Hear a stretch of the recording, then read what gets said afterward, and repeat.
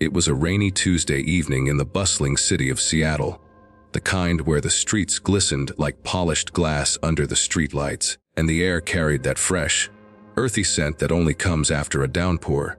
I remember it vividly because that's the night everything changed for me.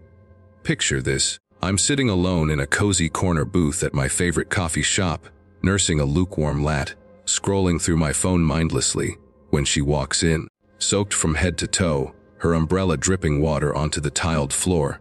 She shakes off the rain like a dog fresh out of a bath, but it's her eyes that catch me first.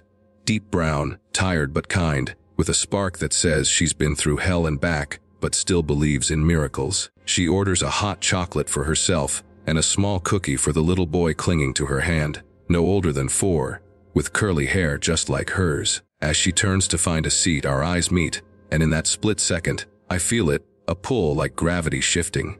Little did I know, this chance encounter would unravel into a love story that tested every fiber of my being, filled with tears, laughter, and the kind of redemption that makes you believe in second chances. Stick around till the end, folks, because this tale of a single mom and the man who saw her as perfect will leave you inspired, and maybe even reaching for the tissues. If you love stories that tug at your heartstrings, hit that like button right now and subscribe to the channel for more real, life-inspired narratives that remind us love conquers all. Now, let's dive in. My name is Alex Thompson, a 32-year-old software engineer who's always been more comfortable with code than with people. I'd had my share of relationships, short flings that fizzled out because I was too focused on my career, or because the women I dated wanted someone more adventurous, less predictable. I wasn't the guy who swept women off their feet with grand gestures.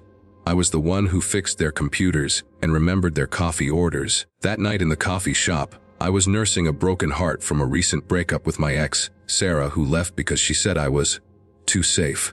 Safe. I thought that was a good thing. But there I was alone again, wondering if I'd ever find someone who appreciated the quiet strength and reliability. She sat down at the table next to mine, her son, whose name I later learned was Tommy, munching happily on his cookie. She caught me staring, probably because I was trying not to be obvious about it, and she smiled. "Row night?" she asked, her voice soft but steady, like a warm blanket on a cold day. I chuckled, rubbing the back of my neck. "You could say that." The rain didn't help. "I'm Alex, Emma," she replied, extending a hand. Her grip was firm, confident. "And this is Tommy. Say hi, buddy." Tommy waved shyly, chocolate smeared on his cheeks, and I waved back. We started talking.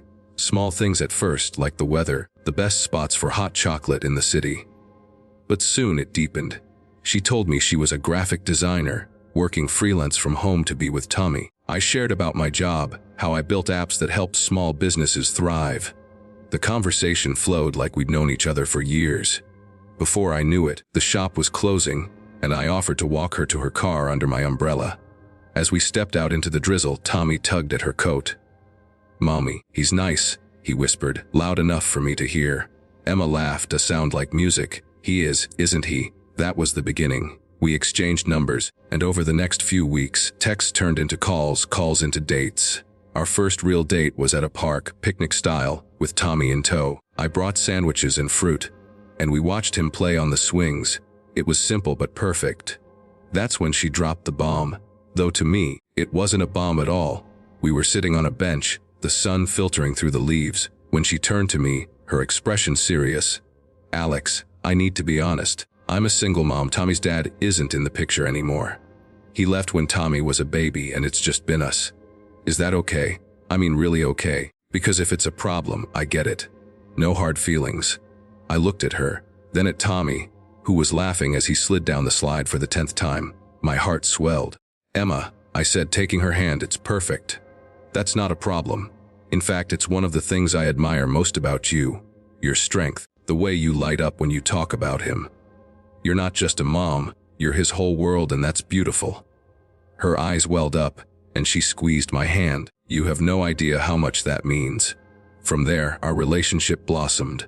But love isn't a straight path, especially when kids are involved. The challenges started small.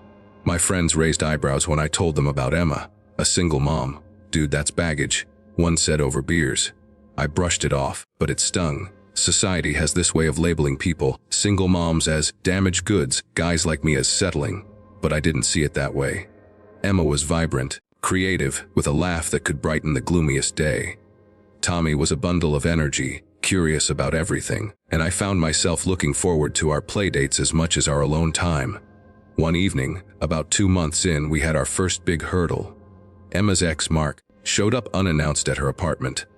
He was Tommy's father, a musician who'd chased dreams across the country, leaving her to pick up the pieces. Now he was back, claiming he wanted to make things right. I wasn't there, but Emma called me in tears afterward. He says he misses Tommy, wants visitation.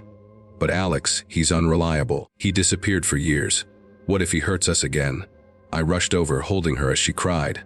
Tommy was asleep in his room, oblivious. We'll figure this out, I promised. You're not alone anymore. We hired a lawyer, navigated the custody talks. Mark was all talk, no follow-through. After a few missed meetings, the judge sided with Emma, granting her full custody with supervised visits if Mark ever stepped up. He didn't. It was a victory, but it drained her emotionally. I saw the toll it took, the sleepless nights, the worry lines etching her face. I stepped in where I could, helping with bedtime stories, cooking dinners.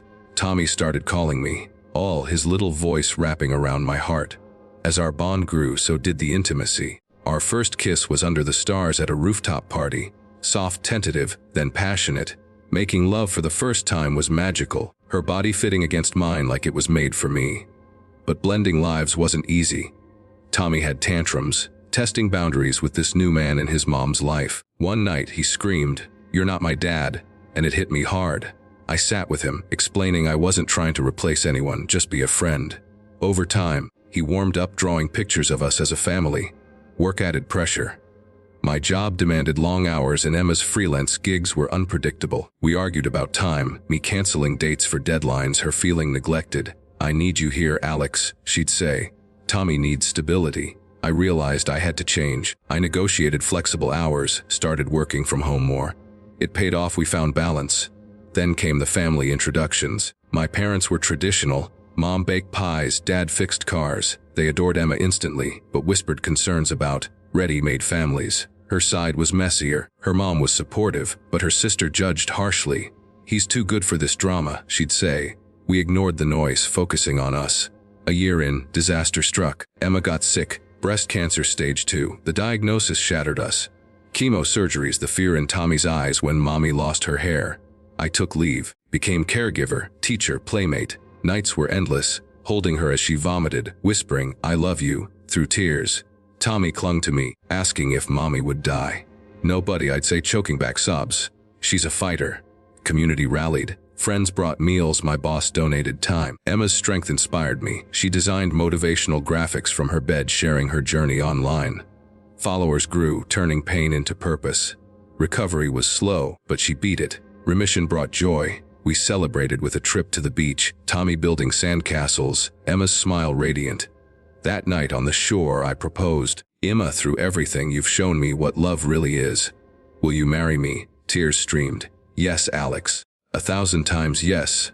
Our wedding was intimate. Family, friends, Tommy as ring bearer. Vows exchanged. I promised to love you and Tommy, in sickness and health. As my family life post-wedding wasn't perfect. Blended family challenges persisted. Tommy's school struggles, our occasional fights. But we communicated, sought therapy, grew stronger. Years passed. Tommy graduated high school, calling me dad. Emma's design business thrived. I started my own app company. We adopted a daughter, Lily, completing our family. Looking back, that rainy night was fate. Emma wasn't a single mom with baggage. She was my soulmate, Tommy my son. Folks, if this story moved you, remember, love sees perfection in imperfections. Like, subscribe, share your stories below. True love waits for those brave enough to embrace it. Thanks for watching. See you next time.